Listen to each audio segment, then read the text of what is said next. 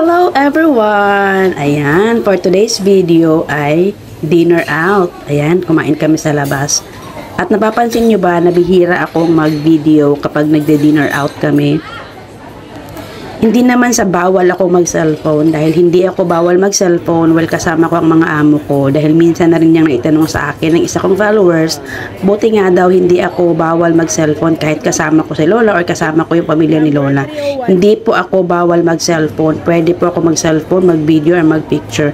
Ako na lang po talaga ang nahihiya at syempre kahit ano na lang din, delikadesa na lang din na pagkasama mo sila sa labas, ay asikasuhin mo din naman sila at asikasuhin mo si Lola.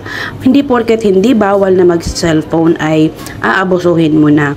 Minsan-minsan, nagbibideo ako, napipicture ako, nakasama sila, pero not most of the time.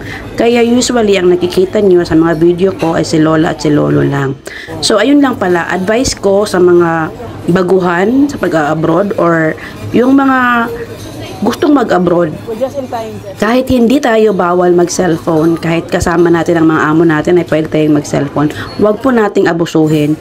Let's put limits sa lahat ng mga ginagawa natin kasi alam naman natin na hindi lahat ng panahon ay okay ang mood ng ating mga amo. So, dapat tayo ang mag-adjust at tansyahin din natin ang mga mood nila, hindi yung porket hindi bawal ay magbibideo-video ka na lang din at bibideo-videohan mo sila, di ba? Hindi naman yun tama. So, ayan na nga, kumain kami sa labas at ayan, nag-video-video ako. Hindi naman sila nagalit. Okay lang din naman na sa kanila. Pero, syempre, you have to put limitation in everything you do. So, ayan na nga. Sige, hab-hab inday. At dito na lang muna. Hanggang sa muli. Paalam. And always remember, na-miss ko itong sabihin. Always remember, don't forget to smile. Bye!